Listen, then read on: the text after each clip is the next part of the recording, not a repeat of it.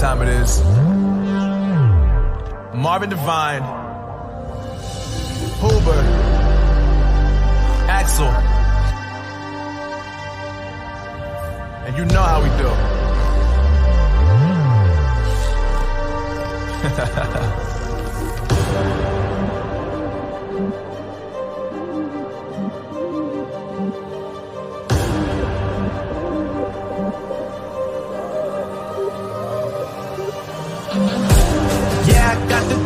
Yeah, I got the juice. Big game cool, make them look like cool. Always play it cool, that's the biggest rule. Forget what they doing, keep on doing that.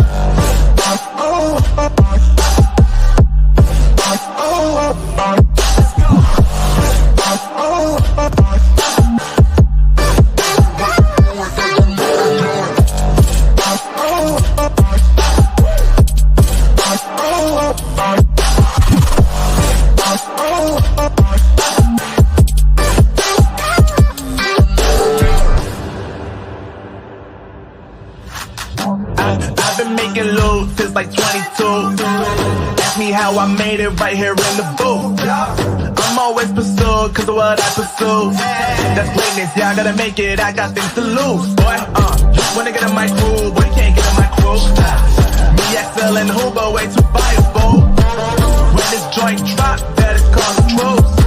And when you hear the drop, better raise the roof. Better raise the roof. You already know what happens when we link up. Let's go. Yeah.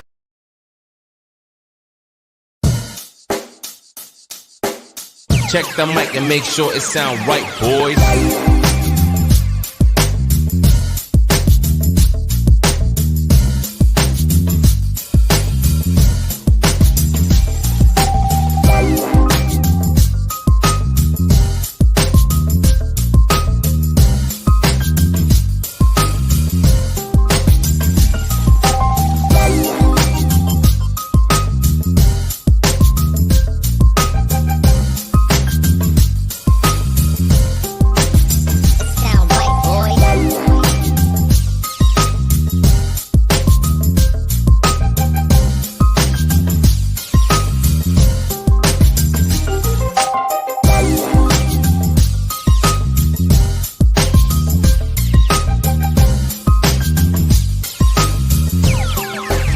It sound right, boys.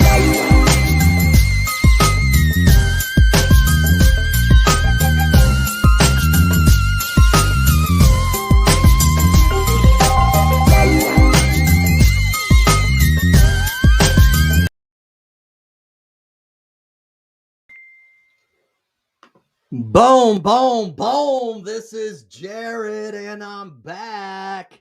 Hey guys, man, thank you for showing up. All right, thank you for tuning in. All right, don't be stingy. All right, please share this. All right, smash that share button. All right, because we need to get this story out there. All right, you're in for a treat. Put some Cool Whip on it. All right, it's going to be sweet. All right. So I've got a good show tonight. We've got a terrific interview. All right. I've got Josh Allen here tonight as the kidney patient we're spotlighting. All right. I'm the host. All right. The Warriors Quest show. You know how we do. All right. And on the Warriors Quest show every week. All right. We spotlight a kidney disease patient, a kidney warrior. All right. Who's looking for a living kidney donor. All right, and tonight we have our special guest. Our special interview is Josh Allen. All right, and so I'm going to bring him on. All right, Josh Allen is from New Mexico, but he's living in and around the Seattle, Washington area. All right, so man, I'm super excited to get this going. Hey, thanks for watching. Kay Blanchard is watching. Hey, what's up, Steve? All right. Hey, Steve Belcher's watching. Thanks for watching, Steve. All right, everybody, please, if you're watching, please share this. Let's get this out there. All right, please don't be stingy. All right, so let's get this information out there so we can spotlight this kidney warrior. Get this shared. Comment, please. More comments. let's make this interactive. Ask a question. All right, you know I'm gonna show your question on the screen if you ask a question, and we're gonna make this interactive, and we're gonna make sure that you get his story out there, Josh Allen's story. All right, so you know how we do. All right, we're going to get this going. All right, we're gonna rock this tonight. So I'm going to do a very, very special intro, a VIP intro for our guest. I'm going to bring him on. All right, so here we go. Here we go. VIP intro.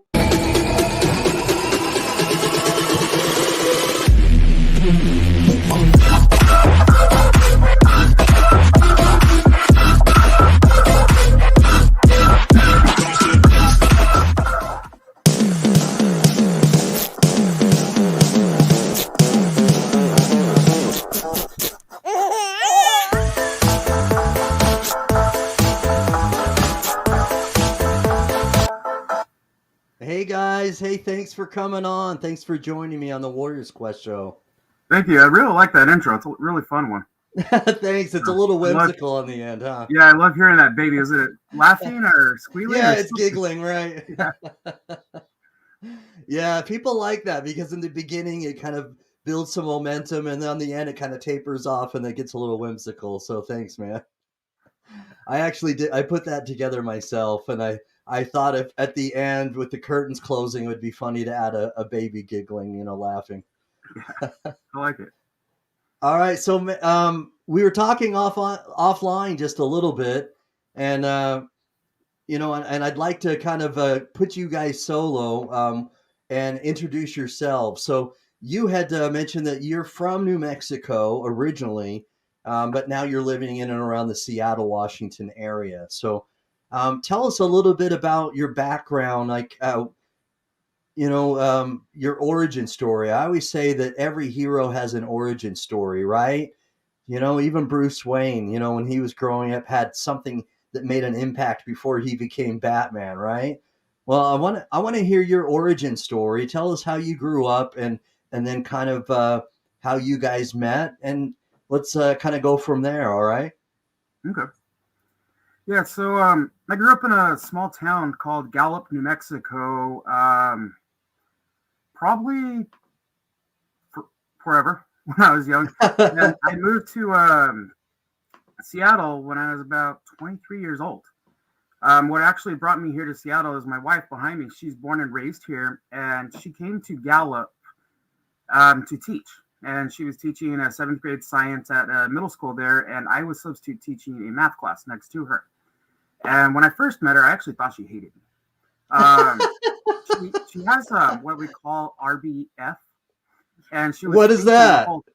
Resting beautiful face. And I'm just playing. I know what it means, means, but I was just trying to see if you'd actually say it.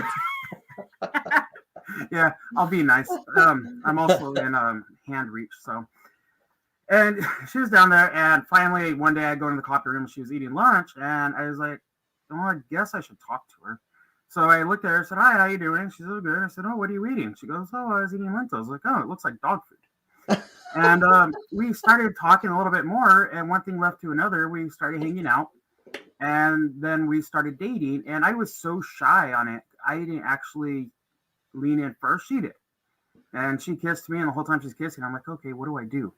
How do I do it?" And then led to that, and she got a call, so we started dating for about a year in Gallup, and then she got a call to interview in Seattle at a school here. And she interviewed, and it was offering quite a bit of money. And while she's doing that, I was having issues with the school I was at, and with the job, I just wasn't getting the sub calls. And I was like, you know what? I said, if your parents are willing to have me as well, I said, I would love to be able to go to Seattle with you. She said, okay. So she interviewed, got the job, and we moved to Seattle. So that's kind of how I ended up in Seattle. And I moved here with no school, no job, anything like that. And I said, I'll come anyways. So I moved here to Seattle, and I started off at a middle school in Renton as the ISS guy, or the in-school suspension supervisor. So anytime a kid get in trouble, get suspended, whatever, they came and they saw me. So that was my job for 2 years. And that was actually the first job I interviewed, got it. And I actually while doing that, I got my ed degree at WGU. So I went to school there for 4 years. And it worked for a while. And one of the other reasons I actually moved to Seattle was the healthcare. The healthcare in Gallup, it's very spotty and there were issues. And what I found out is they put me on CellCept and they were just keeping me on CellCept, keeping the immune system away because what I had was NPGN. And what is that? Membranous proliferative glomerular nephritis. Okay. Basically, an autoimmune disease where the immune system attacked the kidneys, and it happened when I was 9. So I ended up getting strep throat at 9 years old. Activated the immune system. The immune system attacked my kidneys. Okay. And it put me in the hospital back in March, and I was in the hospital for a month while they were figuring out what's going on. Is that very similar to lupus? I don't know what lupus is. All right. Sorry. I wish I could say yes or no. Yeah, it just reminds me of it because it's an autoimmune disease, but that's interesting. So it attacked your kidneys. Okay. So that happened when I was 9, and they put me on prednisone, killed my immune system, and then they jump-started my kidneys, basically what it was. And they put me on CellCept after just to keep my immune system from attacking my kidneys. Mm-hmm. When I finally moved back to, when I moved here to Seattle, I started seeing a new nephrologist, and she said, when was the last time you had a biopsy? And I said, when I was 9. She said, yeah, let's get you one. I was about 24 when this happened. And she said, yeah, we need a new biopsy. So I did a biopsy, and they found out the immune system wasn't in remission, and it wasn't attacking my kidneys anymore. So they said, yeah, you actually don't have NPGN, you have IgA nephropathy. Oh, wow. And so the diagnosis actually changed from NPGN to IgA nephropathy. And they took me off CellCept. And I think within 3 years, they said, okay, we need you to lose weight because you're going to need a transplant. Mm-hmm. At that time, I was about 300 pounds. So I'm still a big dude, but I was a really big dude. Yeah, you don't look like you're 300 pounds now. No, I was 300 pounds. And they're like, you got to lose weight. Okay. And I was like, yeah, okay. And I'm a slacker. I just, I don't believe it until it actually happens. It's like, Josh, your kidneys are going to shut down. You need to lose weight. And I think it was finally the November of 2019, I finally started getting serious about losing the weight. And I really started losing it. And I think December of 2019, they're like, all right, Josh, your kidneys had enough. I think my CRAN level was at like 12. You just got so sick. It just kind of progressed. And as we started to try, every time we tried to start kickstarting the weight loss, it would kick you into not feeling good and not having any energy. And so it became this kind of nasty cycle of not being able to lose weight because you felt like crud. And it kind of like the whole fall of 2019 just kind of, yeah, it took a lot of me. It just escalated to I can only imagine. You could do anything. You were sick. Yeah. More days. And it was a big push. I'm a person where I don't like not doing anything. And for me, my doctor said the fact that your CRAN, you were able to get it to at least a 12. She said most people, we put them on dialysis or transplant like at a 5. And they said you got it all the way to a 12 before you ended up having to be on dialysis. And it was to a point where I think in January they said we need to talk about dialysis. We need to get a port put in. And February came, or end of January, they said we got to put the port in, and we did it. February 13th, we put the port in. February 13th? February 13th. That's not a lucky number. Well, it's funny. The next day we went to a concert. No. Oh. 2 days. Sorry, 2 days after we went to a concert. Uh-huh. And it was the last concert we went to. It was, I'm a jazz guy. I love jazz. And we went and listened to Mindy Bear. So we went to a jazz concert 2 days after having the surgery because I was like, no, it's Valentine's Day. We're going to go do something. All right. So I was in pain. I was tired. I was exhausted. But I was not missing that concert. And I was actually very happy because who knew that would be the last concert for a while. Mm-hmm. So we did that. And we had the port put in February 13th. February 16th, we did the concert. And we were talking that I'm going to be starting dialysis pretty soon. And Taylor was trying to get medical leave, but the only way we do it is if she got married. So we were talking at that, and that's all that was just a little bit of talking. And March first. Well, so training for the peritoneal dialysis was the second week of March. Mm-hmm. And we were all panicked about how things were going to work out with timing and school and time off work. When we went into the nephrologist's office the last week of February, and she took one look at him and literally ran out of the room. Wow. Why? I was shaking. It was so bad that So is that visible? He was pale. Yeah. He was sick. It just basically the surgery to put the catheter in for dialysis kind of took the breast out of him. Anything that he had kind of been hanging on to was just, his body was like, and we're done. And so he was so sick, and he wasn't eating, and he just had no energy, and he couldn't go to work at this point. I was trying. Like, it was me. Like, that appointment we went to, I actually drove from work. Like, I worked that day. Okay. Went to the appointment after work, and Preston's like, yeah, you're taking off tomorrow. She's like, nope, you're done. Like, I'm like, you're not going back to work, and you're starting emergency start dialysis like that Monday. And wow. So we started emergency start dialysis, and I was still kind of panicking about school. So that was Monday, Wednesday, Friday. He did his first dialysis and stayed home the days in between, and I went into work. And the next week we took off completely for training. And that Thursday I got the call, change your sub plans. Kids are coming in for 2 hours to get stuff, and then they're going to be gone for 2 weeks because of COVID. Mm-hmm. Yeah. And so he got the call that they were shutting on Monday, I think. And we never went back. Saw those kids. So it was never went back. What happened is COVID hit 2 weeks after starting dialysis. Okay. And a lot of people are like, yeah, this sucked. It actually benefited me. Because one, I didn't have to take the medical leave that I thought I was having to take, which would have given me a pay cut. Yeah. So I ended up not having to take the medical leave. I was still able to work. So that helped you. Okay. I was able to stay home, and I was actually able to lose about 30 pounds at that time. So we started working on the weight loss journey. I was hiking. I was going out. There was so much I started doing because I also got so much energy from doing PD. Yeah. I never knew. I've heard that. Wow. I've heard that from other kidney patients that they have more energy because they're dialyzing more regularly than other kidney warriors that do dialysis 3 days a week. Yeah, it is. And I pull off about 900 to about 1,300 milliliters of fluid every night. And that's like not just dialysate. That's just extra fluid that's coming off every night. So there's a lot of toxins that are coming off. And it gives me so much energy for it. So it helped. And then the next year, since education, all schools were remote, I was still able to work because I was supposed to be at work at 7:30 every morning. Okay. Which meant that I would have to be in at 9 a.m. or 9 p.m. I'd have to be on my machine at 9 p.m. to be up at 6 a.m. to get up to leave at 6:45 and be there on time. Okay. It just would have been way too much. And I'm like, it's just going to be, it's a lot because I work about 30 to 45 minutes away depending on traffic.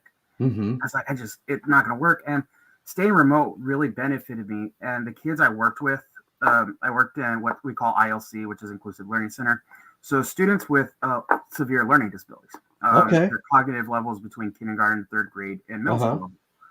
And those were the students I worked with, and I loved them. You know, I made it very lighthearted. We had a lot of fun doing it remote as much as we could, and the kids loved it. I told them, I said, we need to worry about SEL, our social emotional learning, and just getting the kids at least just worrying about their emotional health as we do academic as Absolutely. And we made it a lot of fun. And as I was able to do that, we still were able to get growth. And I was able to prove that with data as I was keeping it, even though I was just a para. Okay. You know, the teacher, she was old and just had issues, but we had it. And we did that. And I think by the spring, I was able to finally get my degree, my bachelor's, and I started applying for new jobs. And I got a teaching job here in Seattle that's about 5 minutes away from my house, which made it when we went in. 5 minutes away? 5 minutes. I timed it too. Yeah, I timed it. 5 minutes away. So it allowed me to get on my machine later if anything happens. And the school I'm at is just so accommodating. That's so cool. Yeah. How did you get so lucky to find a job that's only 5 minutes away? And what's funny is I didn't even know how to pronounce the school. that opened doors. I mean, Yeah, it just did. It all worked perfectly. We took a leap of faith coming up here when I had a job and he didn't, and I kind of looked at him and I was like, "What are we doing?" And he goes, "We've talked about getting up to Seattle. You want to go home? We've been talking about needing better medical care." And he goes, "God's going to open that door." Yeah. And he goes, "Let's take that leap of faith." And we did. And like he said, he got the first job and it just played out. And when we both last spring actually started looking at new jobs, and because I had a really long commute too, and it was really hard as his primary caregiver, when he started to get sick in November, and I was trying to split my time between my kids, commuting 45 minutes plus to work, taking care of Josh and figuring out, you know, can I get home in time if there's a problem or what, or how am I going to do this? And it just started to really take a really big mental toll on both of us. And that was when last spring we both kind of looked at each other, and being home really helped me be able to be there for my kids and be there for Josh. And we both said we need to look for different jobs. And so we put it out there and looked for different jobs. And I got a job 7 minutes away from home. So we both got open these doors, and it it played just out worked perfectly. Amazing. Wow. And so we're both at new jobs and just absolutely it's really nice being close to home and knowing that if something happens to him, he can get home, or if he's home and I'm at school, I can get home. Yeah.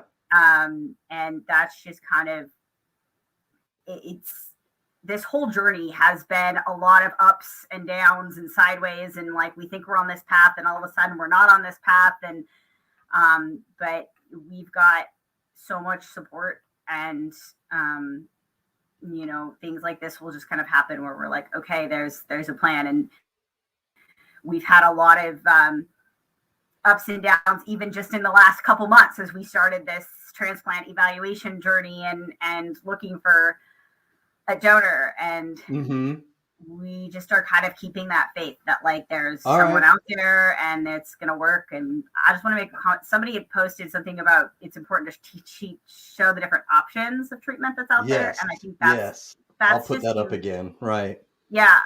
Because that made a big difference in our life.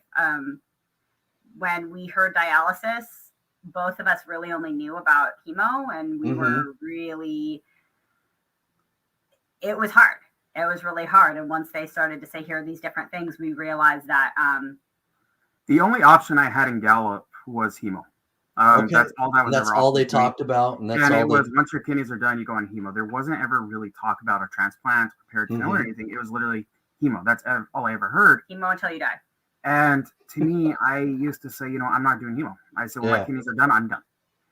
And when peritoneal was offered to me, and it was offered, this is everything you could do, and I looked at the benefits, I was like, you know what, this is worth it. I said, this is something I'm willing to do. It doesn't mean it's easy. I mean, it's hard. It is really hard. I mean, I really miss being able to stay up till 10 p.m. doing whatever I want and not having to worry about, okay, what time am I going to get up in the morning? Or, I'd love to go stay at this one place, but I got to lug a 30-pound machine, and how many boxes do I need to take with me? And, there's so much that goes into it. I've gotten really good at packing the car. Yeah. Really good at car. Let's talk a little bit about that, because, offline before the show, we kind of talked a little bit about that. So when you chose peritoneal dialysis, PD, what were some of the things that kind of struck you? What really, made you decide, hey, this is going to be more for me, and this is going to fit, this is going to be a better modality for me? One of the biggest, I think, would be the freedom that it offered. Like I said, I teach full time. I'm working on my master's degree, and I'm going to school full time. And there's other things I want to do as well. And I felt like if I did hemo, it would have just taken so much energy out of me, because it's taking blood out of you. Where peritoneal, it's just filling your belly with water or sugar water, right? All this stuff as a magnet, and then draining it all out every night. And what I call it belly urine. Belly what? That's what I call it. Belly urine. Belly urine, because that's what it is. It really is. Yeah, essentially. Yeah. So I called belly urine. I said, Yeah. I'm going to drop my belly urine. It just came out. And, And it stuck. it No, stuck. that's what it is. And it does. It does exactly what, your Yeah, kidneys do. is your filtering all kidneys the are supposed to toxins out. do. Yeah. It Yeah. lets us be spontaneous.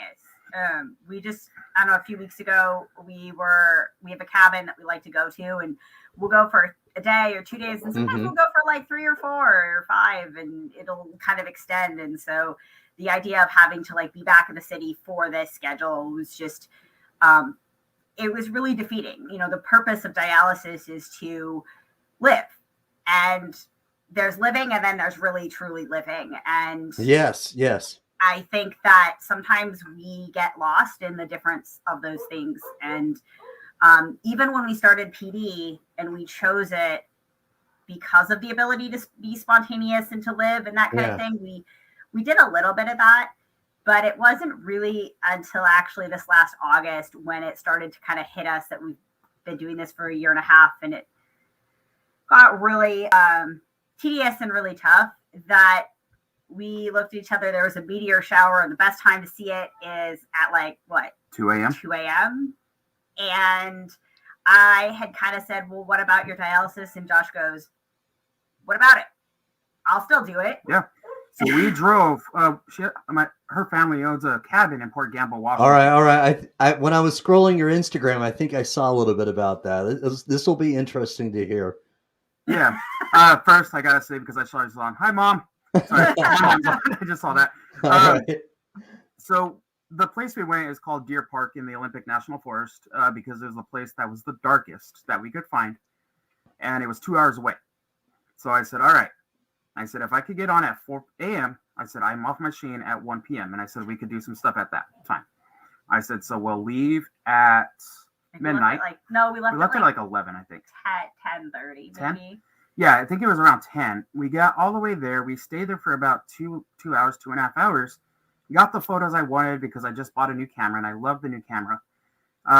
Check out. I think that some of the pictures got posted on the Instagram. Yeah. All right, and you took it from that camera. Okay. Yeah. Took it with this new camera. Well, we didn't take it on the phone. We ended up posting it afterwards. Yeah. Gotcha. So okay. We got these pictures, and then at like 2 a.m., we finally left, and we got home at 4 a.m., connected to the machine, and I was on the machine till 1 p.m.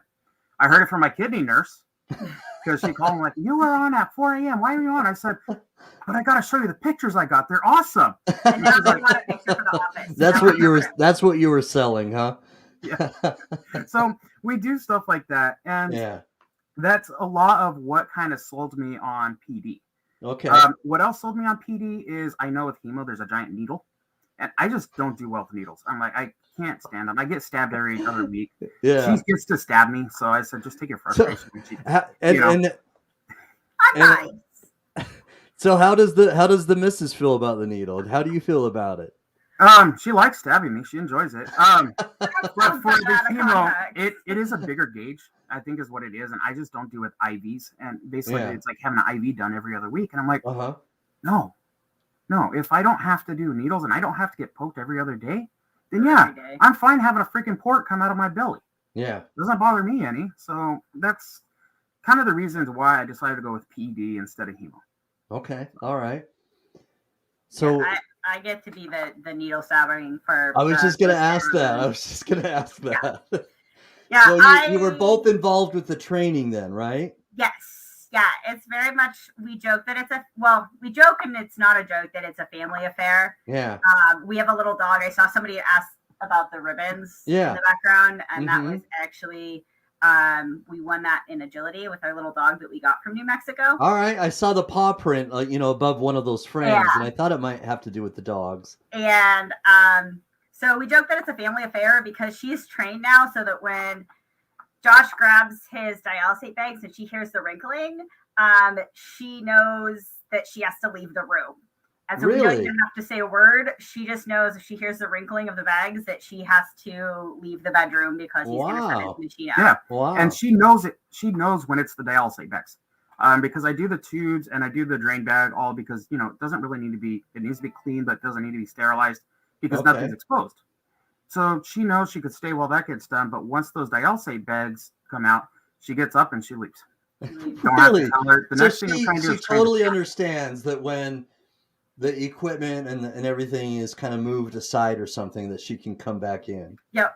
And then she knows when she can come back. So that's her Wow. part in it. And my part in it is I do a lot of the needle stuff. So before I decided I wanted to be a teacher, I was originally looking at going into medicine. So it doesn't make me queasy. Okay. All right. I find it kind of interesting. So it's my job to do. He gets heparin in his dialysate bags twice a week to keep the fibrin out of his catheter. So I do that. He gets Mircera, which is like hemoglobin. So it helps give him energy and helps his body with the red blood cells and iron.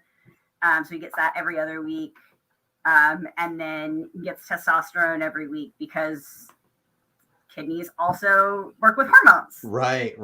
And so it's messed up all three of those things. Well, the Mircera and the hemoglobin and the testosterone. So that kind of becomes my job in it, is to kind of do those pieces. So I keep her happy. Okay. We've come up with a really good kind of system. It's not something that you can do alone. And I mean, we've got a really good support system too outside of this, but it's really a team effort, a joint effort. Because it's a lot, and it's a lot physically, and it's a lot mentally, just kind of negotiating the time. And we get a lot of freedom, but we have a lot of limitations too. So it's just right. You know, and you make a good point. I like that you know that it fits your lifestyle better, the PD, and that it gives you more energy, and that it does give you some flexibility, but there are still some limitations. Like you still have to pack it if you're going somewhere, and you still have to plan for, how long are you on it for? Is it 10 hours or 9 hours? 9 hours. Okay. 9 hours. So you literally have to plan ahead that you have to be on it for 9 hours. Yep. So there is, even though you have probably more flexibility than someone who's on hemodialysis, there is still, things that, that you have to kind of plan for. You know what I mean? You're picking up what I'm putting down it's not necessarily a bowl of cherries, right? It's hard. Yeah, it's work. Easy. And there's days where it's just like I feel like giving up, and I can't do this anymore. And I'm like, it's temporary. I'm going to get that kidney. And when I do get down, my kidney nurse and, my nephrologist and even my mom, a lot of my family and friends, they tell me, Josh, you're going to get the kidney. It's not a matter of fact if it's when, it's going to happen. So, and I think I have lucked out. I got to give my nephrologist a lot of props because she's very considerate of the emotions, and what's the word I'm thinking of? She's very considerate of me, I think is what I'm going to say right now. There's another word I'm thinking of, but empathetic. There we go. Empathetic. Okay. Empathetic. Very good. Very good. It really does happen. So Shane said he does 5 cycles, 3,000 milliliters. I do 5 cycles, 2,300 milliliters. All right. It seems, I actually dialysate short, so I'm able to do the 9 hours. And it is. It's about scheduling, and I hate schedules. I am not a scheduled person. I can't stand it. You're not structured? You don't like structure? Oh, no, I am not structured at all. So this is making me become structured because I'm like, okay, I need to be at work at 8 a.m. So I need about an hour to get stuff done. It's going to take me about 5 minutes to get there. So I need to be off at 6:30 because this dog wants a walk every morning, and I can't leave unless I get for a walk. So what's by the way, I'm a really big DC Marvel comic book superhero fan, and I see that the collar on her is Captain America. Is it a she? I almost remember you saying it. Yeah, using, it is. Yeah. This is her 4th of July collar. She actually has one that says "My dad is a kidney warrior." Oh, really? But, it has goose poop on it right now. But she decided to decorate it with some yummy smells, so it's in the laundry. Okay, all right. But she does sport her kidney green most of the time. This is actually her 4th of July. She sports this collar in July. Nice. To sport some red, white, and blue. But she's very nice. It's also her backup. She added some extra green to her. And what is your puppy daughter's name? Angel. Angel. I love it. Angel. He's such a Yeah. pouty. She's well mannered, very good tempered. She is very tempered, and she's been like this since we've got her at 6 months. She's just been so calm and very mellow. Yeah. So she's really one of the big reasons we keep going. And Josh, are you her person? I have to say yes. It's supposed to be Taylor. Taylor was actually the one that bought her, and it is Taylor's dog. She was supposed to be yours, Taylor? Yeah, but she's really protective of Josh. Honestly, she can tell when he's not doing well. Before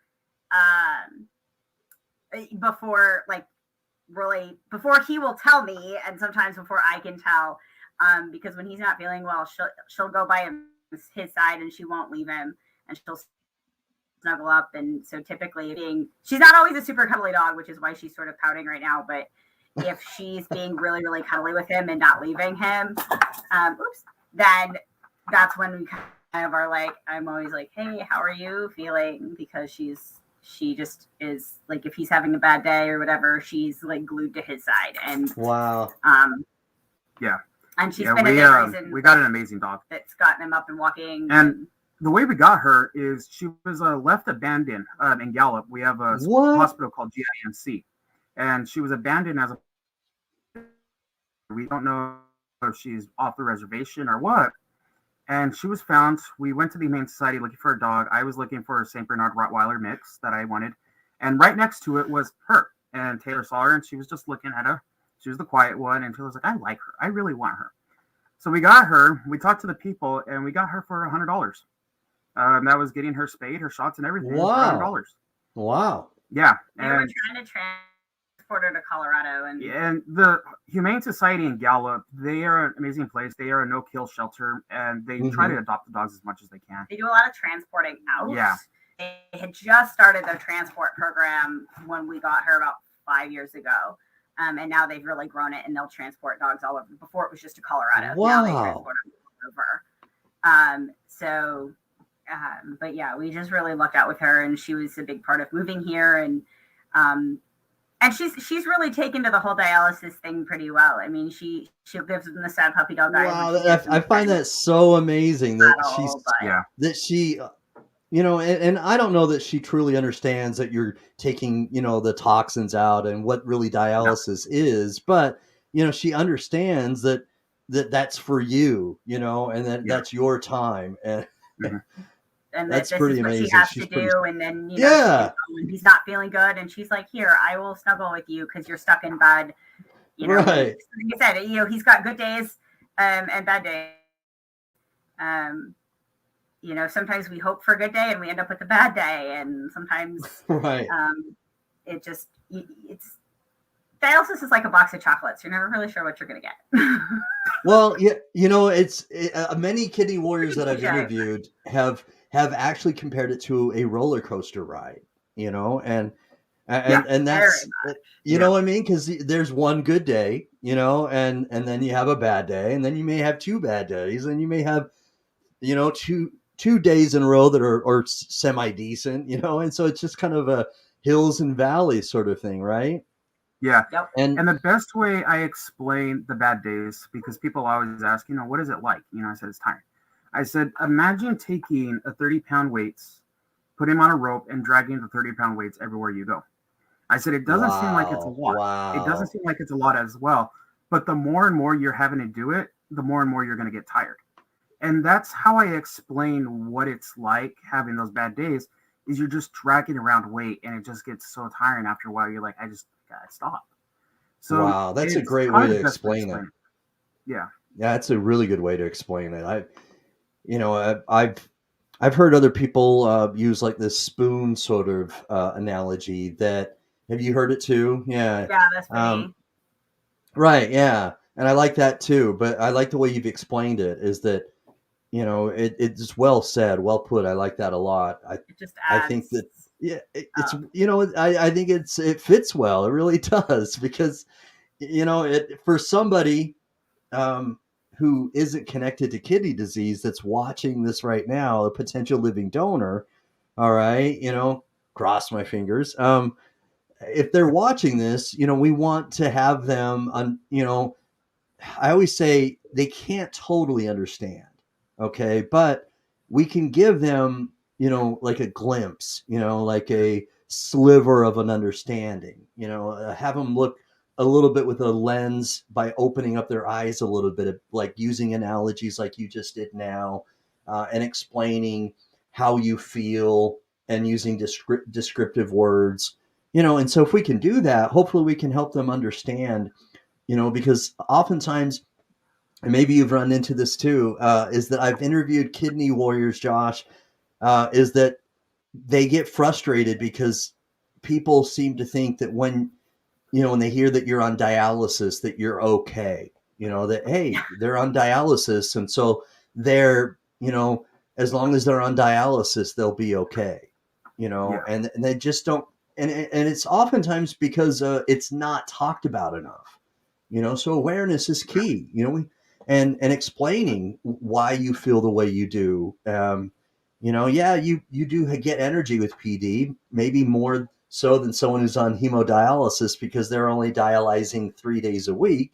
But, you're still not dialyzing regularly like a person would with a kidney, and when you're dialyzing for that 10 hours, it's doing what your kidney should be doing, but it's doing it in that 10-hour period. You know what I mean? So it could put, as Steve Belcher has stated previously, it can put a lot of pressure or stress on your cardiovascular system, right? Yeah. Yep. Yeah, and that's the thing, they tell me the average lifespan of a person on PD is about 15 years. I could do it for about 15 years is about average. They said after that, it's either you need a kidney or you need to do hemo is your choices. Yeah. And then hemo is what, 10 years? So I have a maximum of 25 years to live. Giving me a kidney gives me a lot longer because peritoneal dialysis, basically it's doing is expanding my lifespan. It's just keeping me alive is all it's doing. It's not allowing me to live. Being able to get a kidney and having that kidney transplant, it's going to be allowing me to do so much more. I haven't been to New Mexico in about a year and a half, 2 years. And I feel like I'm not going to be able to go to New Mexico until I get the kidney because there's so much logistics that are going to have to be for me to actually be able to go there. I'd have to have Baxter deliver stuff to wherever I'm going to stay. I have to make sure I get the machine, all my stuff. I have to make sure where I'm going has the setup. Right. And it's just so much. And I'm like, it's not worth it to me to go to New Mexico. It's hard, I can't swim. I loved swimming. If I want to swim, I have to go and make sure there's salt water because I'm allowed to swim in salt water. Right. But I can't go into a jacuzzi. Yeah. There's things like that. And it's very limiting. And that's my biggest deal is just how limiting. And then I don't know how I'm going to feel. My biggest thing that I'm trying to avoid right now with peritoneal dialysis is not to be filled during the day. Luckily, I don't have to. Is that the dwelling you mean? Like having the fluid in my stomach? Abdomen? Yeah. Because it's trying to figure if that happens. I'm in a school. Where am I going to be able to drain and refill or whatever if I'm in a school? It just makes it so hard on that where I would be having to think, okay, what do I do now on this? So the biggest thing I'm challenging is I'm trying to get a kidney before I have to be filled during the day. I just did an adequacy and my numbers dropped. Luckily, I had a gout flare-up, which caused I had to take prednisone and a bunch of other stuff that. Oh my gosh! You also battle gout? Yeah. There's a lot I don't. But doing the prednisone, it really messed up my numbers. So I'm going to be redoing adequacy not next week, but the week after. Okay. And I'm praying the numbers. Do you still take prednisone? No. It's just for the flares. Yeah. Just when they. So it's just a week. So I'm off of it. I've been off of it for about 2 weeks, and I'm hopefully, when I go, it's going to show higher numbers, which will be better. And but it's been a year. It's been a year and a half since you started. So they said, like within 2-3 years, it's usually like because his kidneys are shutting down as they go. So it's just a matter of time before we end up having to be like filled during the day and. So it sounds like Shane can relate. That's kind of our goal. Yeah. Yeah, exactly. So having that like the daily development, and that's like he's like I can tolerate it in my stomach when I'm asleep because I'm asleep like during the day would just be hard. And our other goal for a living donor is to be able to try to do it during the summer. Okay. Because we both teach, and it's hard not being there for your kids. This is what we do. This is our. I had to take off Monday, because of a possible COVID exposure, and taking off that Monday was really hard on me. Wow. Because literally teaching is like my passion. I do it to get away from dialysis. When I'm teaching with my kids, I'm not thinking about my kidneys. I'm not thinking about my disease. I'm thinking about my kids. I'm thinking about what I'm teaching. So to me, it's my escape. So when I'm not teaching, it takes a little bit out of you. Yeah. That was probably the hardest thing 2 years ago. Where before you started dialysis was, he every morning he'd wake up and go, "I want to go to school," and I'm like, "You can't even get out of bed. How are you going to go work with these kids if you can't?" How is that possible? Yeah. Like the fact that I went to work the day before starting dialysis, and my goal was, I am starting back at work as soon as I can. And so it's gonna be about 2 weeks. I said I'll do it in one. Yeah, because I do. I love what I do, and just. Sounds like you have a lot of passion. That's good. And it was hard, being the caregiver too, and trying to split my time and feeling like I want to be there for my kids, but I need to be there for my husband. And I think that that's something that doesn't get talked about enough either, is just how much it really, like I said, we joke, but it's not a joke about that it's a family affair, that it's changed how, the dog functions. It's changed how we function. It's changed how my parents have functioned, because right now we're living in their basement because of the financial strain of a lot of the medical stuff. And so my parents have been so kind to kind of open their house. And just today we got a huge Baxter delivery with a bunch of boxes that we were both at school. And so my dad had to let them in. And all right. So Taylor, let's talk about that though, because Shane is very familiar, all right, with PD, and we may have some other kidney warriors who may be already a little familiar with it, but other people may not be. Let's talk about how many boxes get shipped. I mean, you almost have to have a whole room for it, right? So I will show you. This is our delivery today. Wow. And that is just the dialysate boxes. That does not include the big giant box that we have upstairs delivered through UPS for the cassettes that make the machine work, and the drain bags, because the bathroom is too far away for him to reach. And so if he needs to use the bathroom, he has to disconnect. And then we also have to put the dialysate into a drain bag. So we do basically we have 2 rooms downstairs. My sisters were twins, so it was their conjoining room. And it's basically one room he calls it his medical office, because it was for all of his medical stuff. And then when he had to work from home, it turned into a school office. Kind of a combo office. And then one room is our bedroom. Yeah, all right. So it's his medical office. Yep, that's what we called it. It's a lot of it's a lot of supplies. It's a lot of supplies. Yes. A lot of waste. That's the biggest issue I would say with PD is the waste. All right. I fill our trash can, our neighbor's trash can, and Taylor's aunt and uncle's trash can with PD stuff. So that's the biggest issue. We try to recycle as much as we can of this stuff, but there's only so much you can do, because you get the tubes where you can't recycle them because it's medical waste. Right. So I think that's the biggest issue I have with PD, is just how much waste is involved. Yeah, it's really hard to get rid of that. Go ahead. So I was just going to ask, Steve Belcher had a good questions. It sounds like Taylor saw it. So do your students know about your kidney disease? Okay. Yep. What kind of discussion did you have with them about that? I went into the class. I said, all right, guys, I need you to listen. They said, what? I said, all right, your masks need to be over your mouth and your nose. You know why? They're like, why? I said, because I'm on dialysis. I said, so if you want me to stay in here teaching you, your mask needs to stay on, because I get on COVID, I'm out. Never had an issue with it. And that was basically it. They're like, you're on dialysis? They're like, yeah, what is it? I said, basically my kidneys don't work, and I have a machine that keeps me alive. They're like, yeah? I said, yep. Any questions? No? Okay. No. So I don't really dwell on it at my work. They're aware of Yeah. it. My students are aware that I do it, but it's not the main focus that I make Right. of it. Yeah. My employees, my middle school director, and my co-teacher that I have, they help a lot. When I go to my appointments, they're able to cover what I need. They know if I'm out, I text them, hey, I'm going to be late this day because I'm on machine late or whatever like that. So the school has been very, very accommodating for me. And just having them and the Northwest Kidney Center here in Seattle have been accommodating. And we communicate, all three of us communicate, and Okay. it has worked so well. Where I get my kidney appointments at 4 p.m., the place closes at 3:30. You know, they work with me at 4 p.m. That way I could get from my work to the kidney center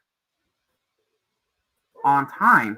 And it's just been so accommodating by both. And I'm blessed by that. Well, and I think that we both of us really, with our students, were really honest with them. And one of the big things that we try to see our students as is people. It's not just students. It's not just about their academic work. It's about them as a person and what's important to them and what's going on in their lives. And one of the ways that we do that, besides getting to know them, is really modeling that. And so being really honest with them. When I was really struggling, so at this point, when he got sick, I was in high school. Now I'm in middle school, but just being really honest with them and being like, hey guys, like I'm struggling right now. My, at the time, fiance is really sick, and I teach science and we were doing biology. And so it really worked really well to all right. So aside you could really kind of talk about it and bring in. All right. And then the kids were really interested because it was something that was kind of happening to me. And so, but just being honest with them about like, hey, this is being, I'm struggling right now. And I've been really honest with the kids too, like even just like a week ago, now I'm in middle school. And so again, being honest with them the same way Josh did, it's like, hey, you guys have to be really careful about these masks because here's the deal. And then giving them an opportunity to ask questions about what does dialysis mean? What is kidney disease mean? And just answer their questions kind of as they come up. And I've had the experience in years past where they might not have questions right away, but it might come up later.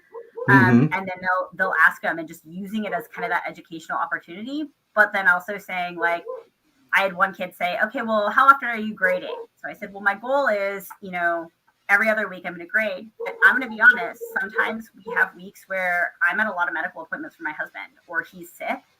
And emotionally, mentally, it's just not, it's too much. I can't, if we have a really big nephrology appointment coming up, it's emotionally too hard for me to try to be there for you guys during the day and plan and grade. And I can't do it. And I mentally need to take care of myself and take a break. And so really? Wow. Where you will want grades in, and I said that there won't be grades in. The kids actually love it when you're able to show that you're not perfect. Yeah. No, I like that. You will get more out of these kids than trying to be the perfect teacher, be the perfect person. You're being real with them. Yesterday, I had to teach the kids how to turn a repeating decimal into a fraction. The textbook gave it the most stupidest way to do it possible. I had no idea how to do it. And I told the kids, I have no idea why this is doing it. It is stupid. It's ridiculous. Yeah. I'm struggling with it too.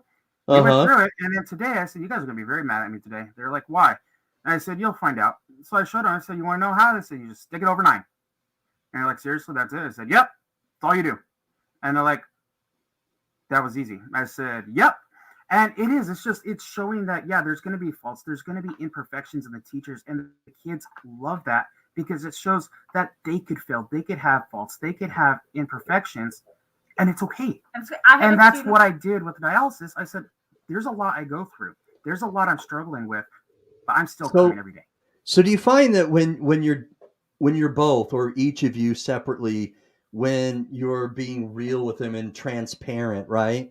Do you find that when you're doing that there's creating a better environment of trust, and you connect with them a little bit better that way? Yeah. And it lets them know that they can then kind of be honest with us. And so like you said, I stress that mental health piece because it's something that isn't talked about enough, and that there, the dialect of there needs to be work done. And sometimes something happens that it's too much. And that just like I might, say, hey guys, this was a really tough week and I'm not going to be able to get the grading done. And eventually I need to get that grading done, right? It shows them that they can kind of say the same thing. And I actually just had a student message me at the end of the day today and say, hey, I'm really overwhelmed with the amount of homework. And I had this doctor's appointment. May I turn my assignment in on Thursday? Like, I want to work on it. Okay. And she was just really upfront. And I was like able to send back and say, yeah, you got it. Like, turn it in on Thursday. And so it allowed her, and this is a kid that I've had maybe, because we've only been in school for like 2.5 weeks. So I've maybe had like two personal interactions with her. Yeah. Very few interactions. And she felt safe enough to be honest with me because I was honest and open up with them about it. And so it was really important to me for them to be able to recognize, hey, I need this break and I need to figure out how I'm going to get it done. Yeah. So Steve's asking if you teach like in an urban school. Yes. We teach in Seattle. Yeah. We're like, okay. So. All right. And what about like other teachers or faculty? How have they responded to you having kidney disease? They've helped. They actually come. They ask me for help. The science teacher next to me, he will cover the morning classes if I need the morning. I could teach a 6th grade with the other math teacher, so we're able to combine classes when I need to leave early, especially on Mondays for my appointments. It just works out perfect. That's when I leave, is right when we're able to combine classes. She'll take my 6th grade class. The director of middle school, she's able to help as well. So when I need to leave early, they're able to cover. They're able to do what they need, and they're always asking, "Hey, do you need help? Do you need this? That's do you need teamwork." That? Yeah, and they're able to give me so much support that I'm able to get there, and it is. And you know, the school I'm at, they're very focused on making the staff feel like a family. They're very close with each other, and it's like working with a family. Mm-hmm. I think it took a while though for us to feel comfortable doing that. I make it sound like we were this honest with our kids and our coworkers right from the get-go. And we really weren't originally. It took us a bit of time to kind of come to terms with that because there is so much, there's not enough, I think, emphasis on mental health, especially mental health as it comes Amen to that. Amen to that. Like, chronic illness is exhausting, and it's exhausting for the person who has it. It's exhausting for the caregiver. And there's also, so there's not enough talk about it. And then there's just, because there's not enough talk about it, there's that fear of how am I going to be accepted? Am I going to be accepted? Am I just going to be pitied? Am I, as the caregiver, going to just be kind of shot to the side? Okay. Like, oh, you're not with it. And it's an so interesting it perspective. took us a bit of going back and forth about how do we want to approach telling people. I mean, obviously we have to tell certain people certain things, but how do we do this? And we, like I said, we have always had the philosophy of being kind of open and honest with our students, but this was the one piece that originally we weren't sure what to do. And a couple years ago was when he started to get really sick, and my kids started being like, hey, why aren't you here to really see the difference? All right. Questions arose. Really they were the ones that were like, you told us to always be honest, and like something's going on and we're worried and we want to like be there for you. And that was when Josh and I really talked about it and decided that we were going to kind of start to take that leap of faith and just hope that people would be supportive. And we were really blessed in the support that we've gotten, and maybe not everybody, but in, I would say, most people. And then, what was it, a year ago, we launched the Instagram. January. So not even a year yet. Yeah, it hasn't even been a year. Wow, it hasn't even been a year. It feels like it's been forever. And that was when we started to we had to kind of come up with a way to cope more. With the exhaustions of PD and just the exhaustions of everything. And Josh, actually, he said that he was going to start writing a memoir. What were you gonna You call really it? should. Right. You really A should. book. I mean, you still might write a Seriously. book. Yeah. But what were you Honestly. gonna call it? I can't Something remember. about like my year of 2020 or something Yeah, like that. I was Uh-huh. gonna call it Okay. the 2020s. I think is what I was gonna call it. Just because just literally starting in January of 2020, it was just, and I mean with the world and me in general, and I was thinking like I'm gonna talk about what was going on with me specifically in 2020 and what was going on in the world. And then what's going on January, with the guess world? what? I Yeah. was talking about doing the lessons, learning about PD, and Australia was on fire. Yeah. You know, it's just so much that happened in 2020 that you could literally anyone could write a book on it. So that was Yeah. something we did, and we decided. And brother, I what don't would know be that best. 2021 was any nicer, was it? It was a part two. Part 2020 two. part Yeah, two. right. It was a sequel. And what it was is we said, let's do an Instagram account. I said I was watching a guy named Peter McKinnon. I said he does Instagram. I was looking at the Instagram, and I was like, Photos, photography. let's do Instagram. So I first did it with my original Instagram I have, which I just keep specifically photos, all my photography, and then we opened the second one. I said, let's talk about kidneys. I said, and the focus on the Instagram that I have is I want to make it to where people are aware what it's like going through kidney disease. And Yeah. it doesn't mean like just peritoneal, because even though you get a transplant, it is not a cure for kidney disease. Right, There's it's still not. a lot of fight you have to do. There's 3 different medications you have to be on while on kidney disease, because Mhm. your immune system's now attacking that one little Yeah. kidney that's keeping you alive. So Right. transplants are not a cure. It's They're a not. prolonged of, guess what? You get to now do a little bit more. And Yeah. we said doing this Instagram, it brings a lot more awareness of what it's like going through kidney disease. And I think that was the main focus of why we did the Instagram. I don't Mhm. look for sympathy. I do not want sympathy for going through this.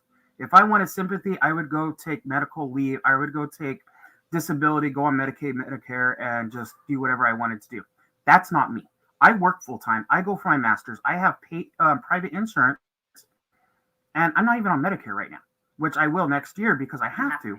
But it's because that's not what I want. I want to live. I want to do stuff. I want to put an impact on kids. If I'm staying home, I can't do that. Yeah. And that is what drives me so I love much that. to continue doing what I want to do. Wow. And I that's love the just passion. exciting. I love the passion. I do. We just Taylor, had to you've get got it to, out there. and I got that feeling, when I was, looking at your Instagram, and you brought it today with your passion, Josh, and I like that a lot. Is that, you seemed like a guy from your Instagram that you spoke your mind, and that Gets me in you, trouble. right. But you know what? I Takes more like with that her mind than I though. do. I don't know what you're talking about.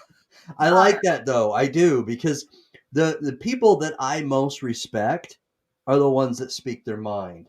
Because the ones that don't, but they have an opinion, all right, and they don't share it with you, but they share it with somebody else, all right, you know what I mean? But the person Yeah. who's honest with you and just speaks their mind, they're a straight shooter, and I respect people like that. And I think that, you're that kind of guy who's going to speak your mind. You're going to advocate for yourself. And then you're even Shane said it. It's amazing that you're working as a teacher, and that you're in the pandemic. And obviously you're being careful. And you're wearing a mask. You're making sure your students are, and stuff like that. But it's just amazing to me, because my wife has spent a lot of time to get her master's degree, and she wants to become a teacher. And Oh, she wants to become an English teacher, and she's an adjunct. I think that's how it's said. And she teaches at a university while she's still working and with another job and looking for a teacher job, right? But Yeah. this is the thing that she said, is that she's looking forward to teaching.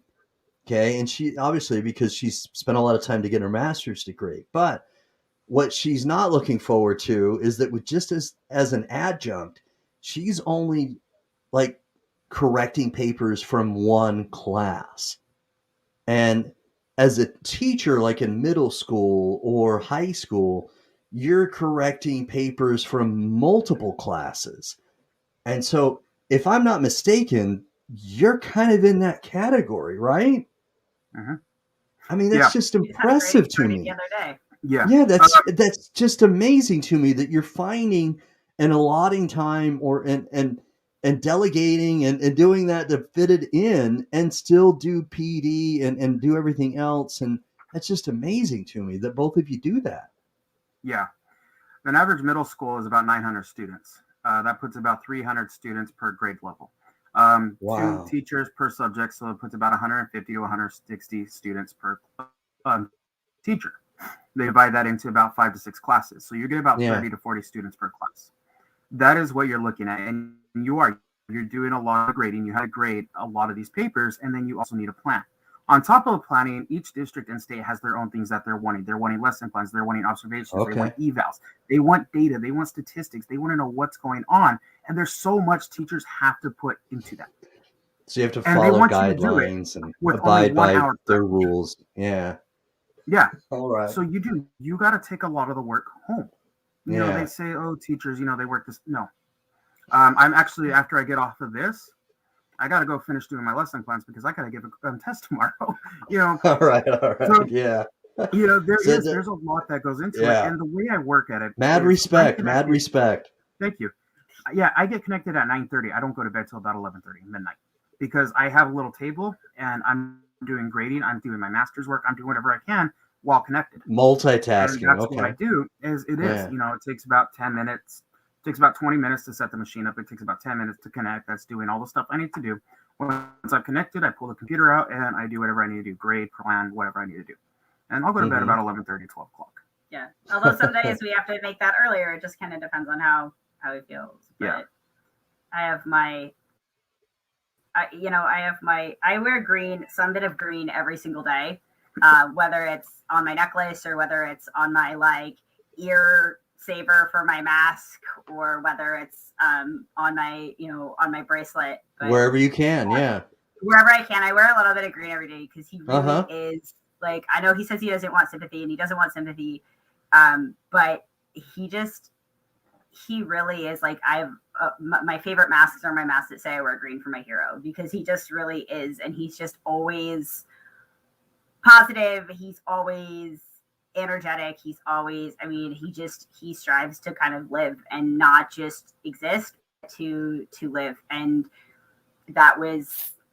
that's been our biggest push. And there, that's not to say that we haven't had our down days. Yeah. We've had many days of tears and we've had many days of we're just not getting out of bed today because we just emotionally can't. And, and why are we continuing to do this?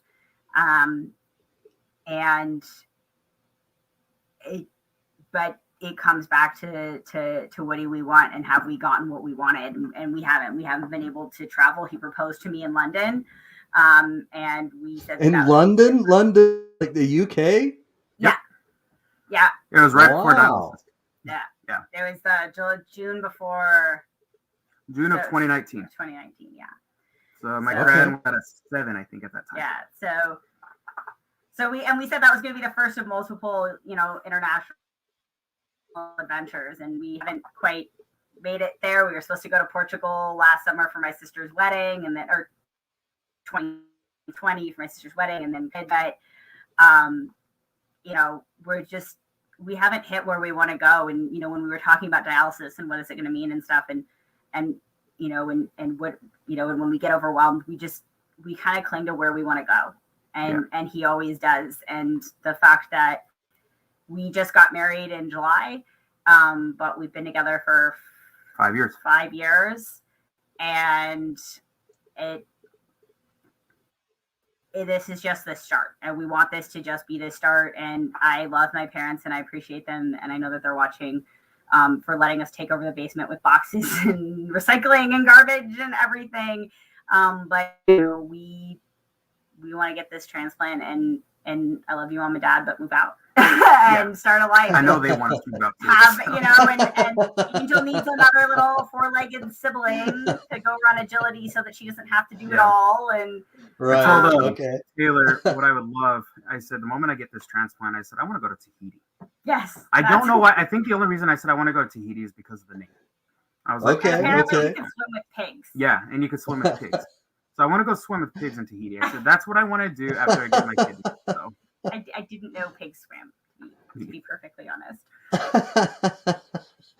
Well, But, I think that's ideal, because sometimes you have to reach for random things, because sometimes if you do just what people expect, like when they say, "Well, I'm going to go to Disneyland" or whatever, do something that's different, unique. I like that.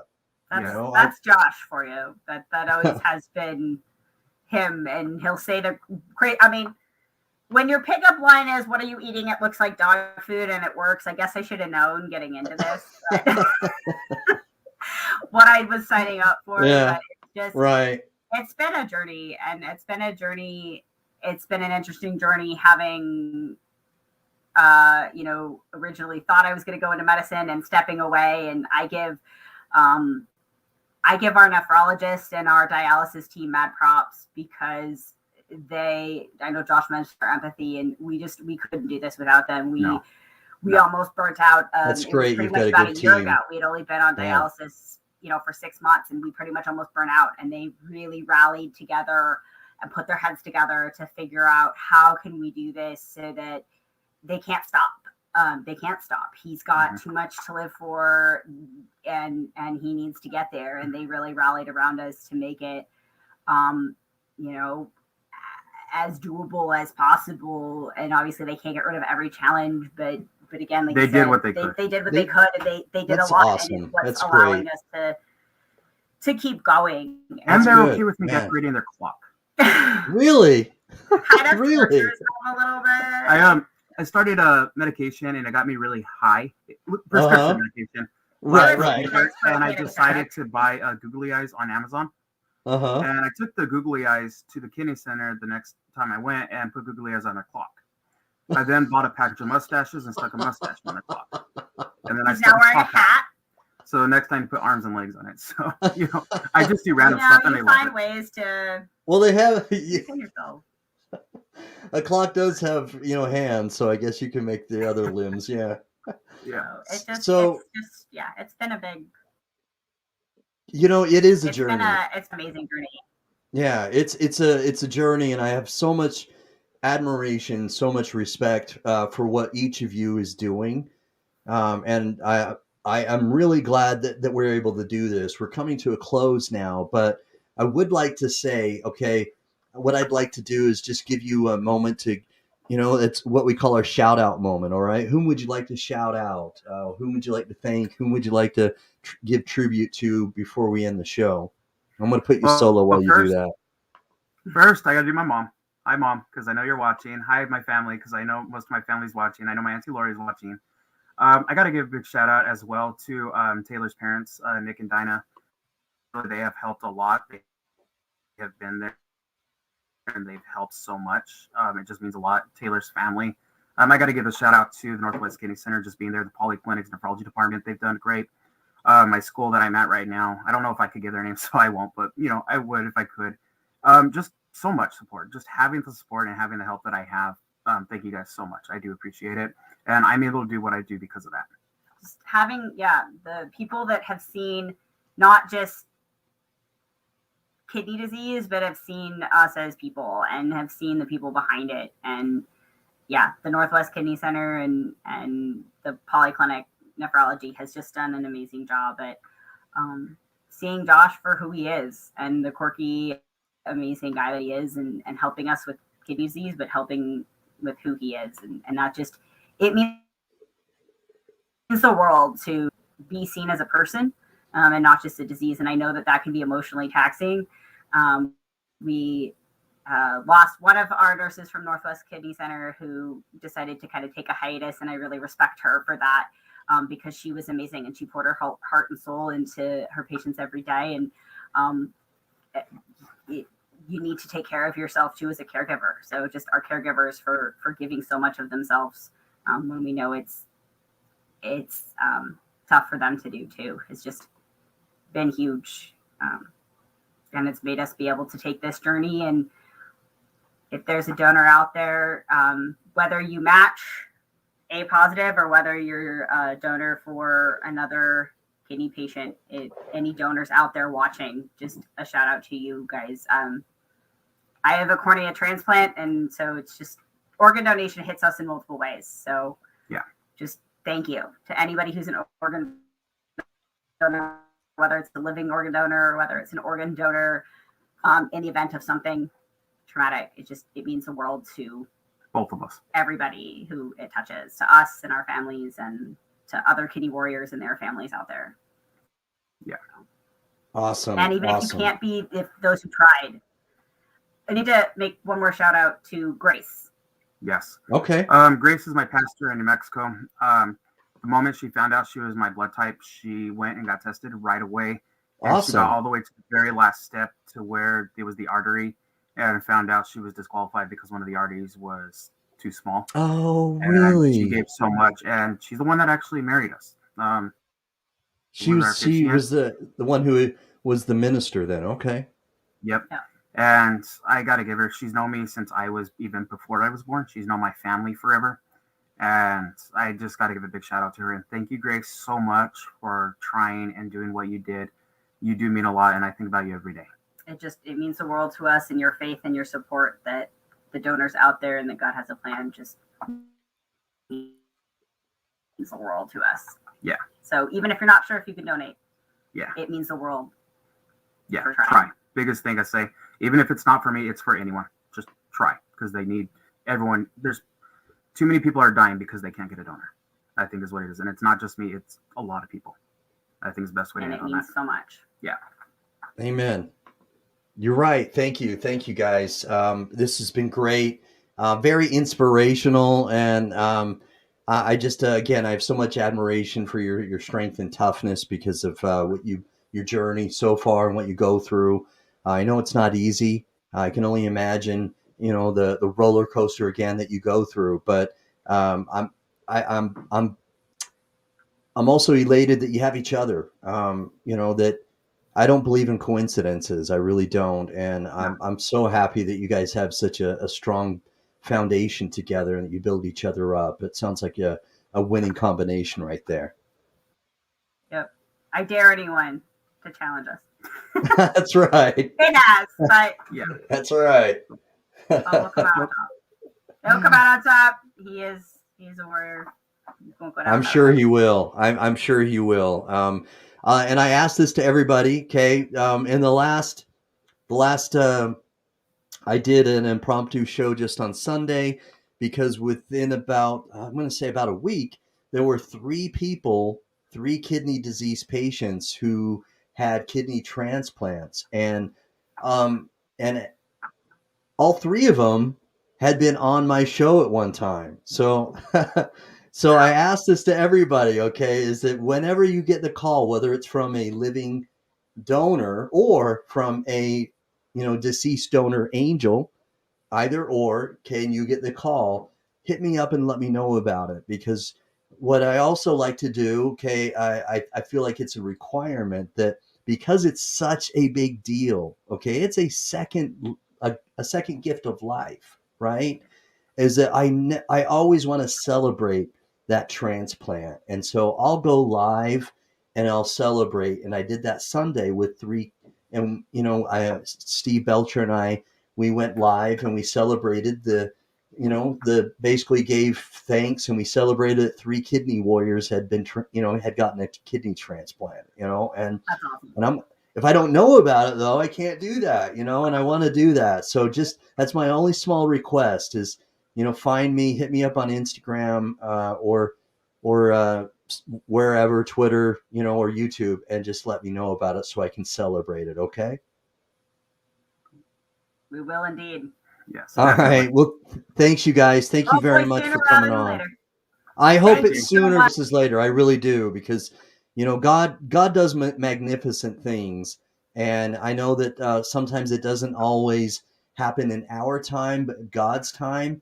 But, I hope that his time is very soon for you. I really do. All right. I'll be praying for both.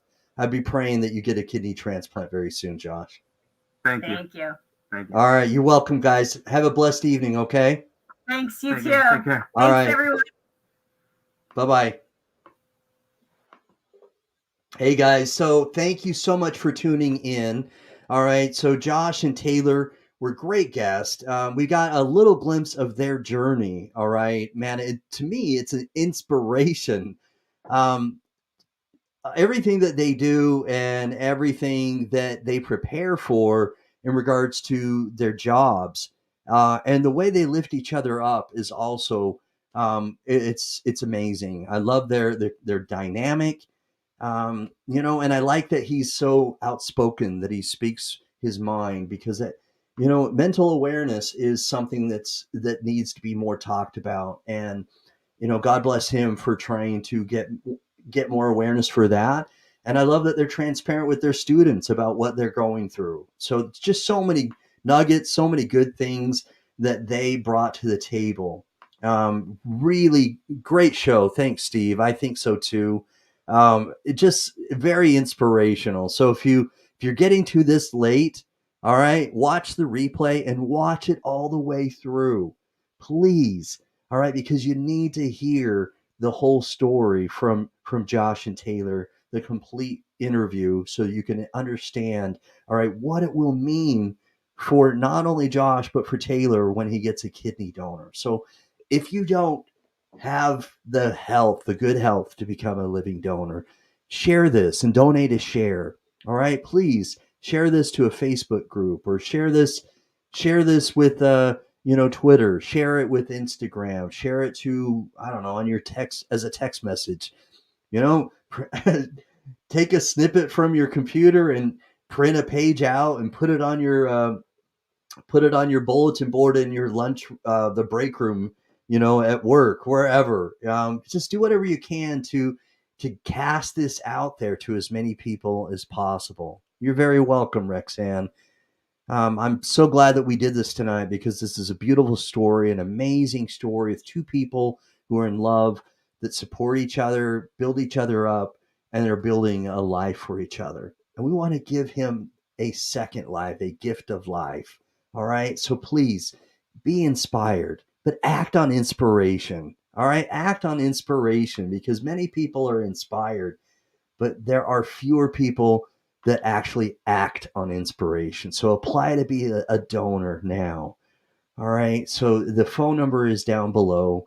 There's also a link, and I can put this in the comment section so the link is clickable, and you can go to the website and apply to be a living donor.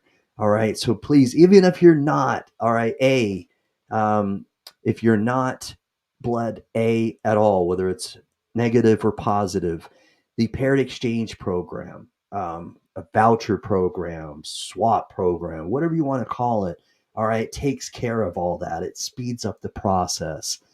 Anybody who's looking for a kidney donor and you're not the right blood type, but you do apply, then there are organizations that work together. They collaborate to find swaps and they do an exchange.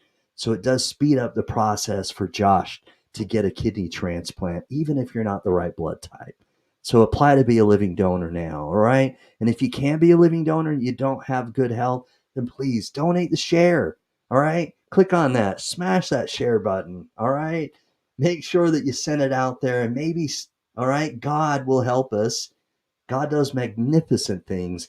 And maybe if we share this and we do put forth some action after inspiration, that He'll help us by sharing it, and it'll be found by somebody who will act on inspiration, who's healthy, and becomes a living donor for Josh. All right. So thank you very much for watching tonight. Continue to comment. All right. Continue to share this. Let's keep the algorithm going so that this is active on Facebook and YouTube, and that this is going to be visible when someone puts in the search engine kidney or living donor or kidney disease. Okay, if we keep this active, then the algorithm will make this visible when someone's searching for anything that's connected with the hashtag or a key tag of that nature. All right. So God bless everyone. Thank you for watching again. All right. I appreciate you following. I appreciate everything that you do. And you can always email them with questions as well at joshkidney@gmail.com. All right. Latoya Dixon is going to be on my show very soon as well. Latoya Dixon is also looking for a kidney donor. Thanks, Latoya. So they're saying thank you. Okay, Taylor and Josh are saying thank you. All right. Great people. If you haven't gotten connected to them, you can find them on Facebook and you can find them on Instagram. Get connected with them, and let's make sure that we just basically give them encouragement, support. Make sure that they're part of the kidney disease community. The more we feel united, the less we feel alone. Okay? All right, guys. Thank you again. I'm going to say peace. I'm out, and find the outro. I set it aside for a moment when I was doing my show. I had it under some books. Let me find it. All right, here it is. All right, here it is. Here's the outro. Thanks, guys, for watching. Peace. I'm out. Oh, here it is. I'm out. Check the mic and make sure it sound right, boys.